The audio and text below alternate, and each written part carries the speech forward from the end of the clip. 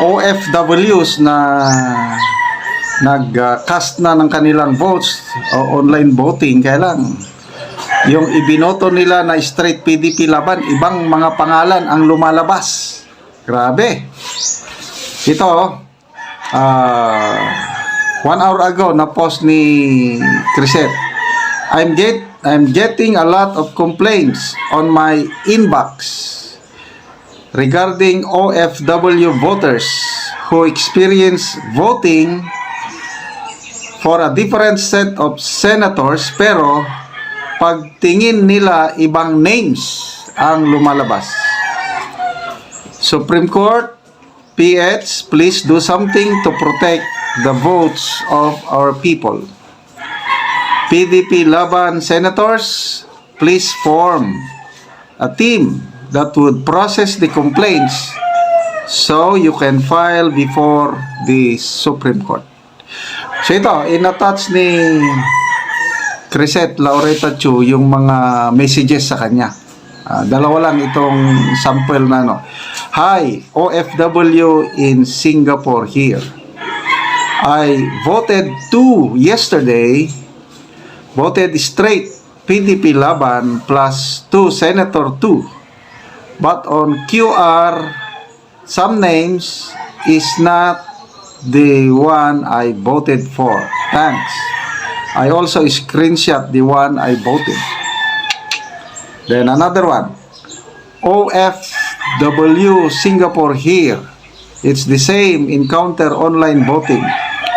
Voted straight PDP Laban senators, straight but ibang names na yung nasa ballot. Jonah Benes, 1 hour ago, sabi niya, Duterte candidates binoto ng isang OFW. Pero, ito ang malumabas, Soto, Pacquiao, Tulfo, Brosas, Busita ang lumabas. Ano ito, Comelec? Question mark. So magbasa tayo sa mga comments. Erwin Salazar, dapat ipatigil na ng Supreme Court ang botohan ng mga OFW sa online voting. Erwin Salazar, kaya pala matapang na sinabing 12-0 daw ang mga senador niya dahil sa dayaan mananalo. Josephine Alviso, nakaprogram na yata ang resulta ng survey na lumalabas sa selected candidates. Malinaw, mind conditioning ang surveys. Linda Freyes, stop online voting. AB, imagine grabe ang mga confidence nila kahit buong mundo na nagrarally kasi dadayain lang nila. Gizar Fernando, wala nang ginawang tama itong admin na ito. Nakakagigil.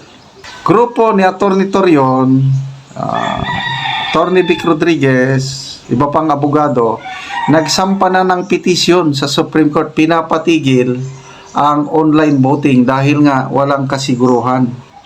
Post ni Dertuas, Dear PDP Laban, Senator Padilla, Israelite Torion, we are receiving many complaints with proof from our OFWs about the results of their vote being apparently, allegedly inconsistent sa binoto nila.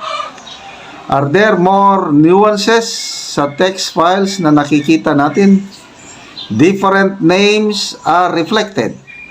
What does it mean? Kailangang maliwanagan po ang ating mga OFWs. Comelec should clarify and explain.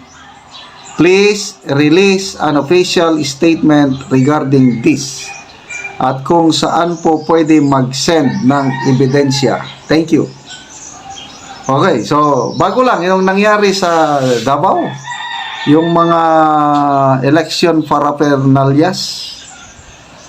Galing sa contractor, main contractor, pinasubcontractor din niya Yung subcontractor, itinago lang ang mga election paraphernalia sa isang private residence na wala man lang nagbabantay. Diba? Nakakaduda.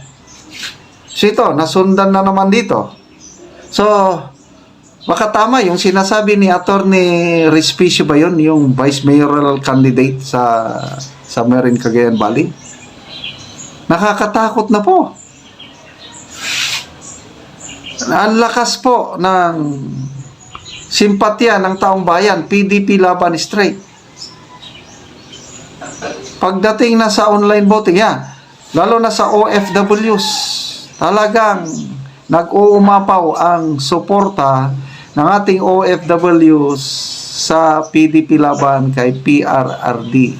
So ano ngayon, boboto sila, ibang pangalan naman ang lumalabas. Nakakadismaya. Israelito Torion, yan, sinasabi ko, nag-live siya Ito, sabi nyo, hi, nag-live ako kanina. Nag-volunteer po mga 4th year law students ng Jose Maria College of Law to act as the de facto secretariat to receive, document, and marshal all complaints re-online voting.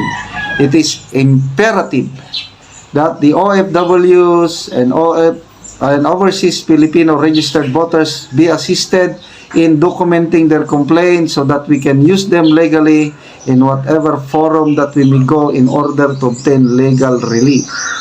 Magpalabas ako mamaya ng announcement.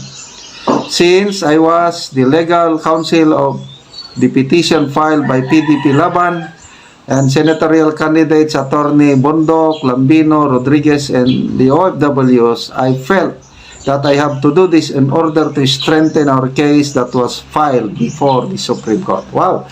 Salamat sa mga volunteers, mga law students sa Jose Maria College. Ito po yung eskwelahan ng QOJC. So, bantayan po natin ang ating mga boto, mga OFWs. I-document nyo yung picturean nyo bago nyo padala, tapos kunin nyo yung feedback, yung ibang pangalan lumalabas para kompleto po ang documentation.